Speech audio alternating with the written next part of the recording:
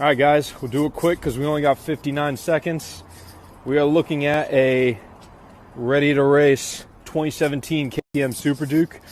Picked up about a month ago. This thing is beautiful. Let's just go over the mods real quick. Starting up front, we got the Vortex shorty levers on both sides. We got the very quality Rhino Moto bar ends, which come out with this groove, which is perfect for adding the CRG Aero mirrors, which are what I have right there. Gives that very low-profile, mean look, which I think my bikes are starting to get a little bit popular for. We got the wheel stickers in here from KTM. That sticker is supposed to go on the other side of the wheel, but I like it here because once this Austin Racing pipe comes and I get rid of this thing and the passenger pegs, it's just going to be naked and mean.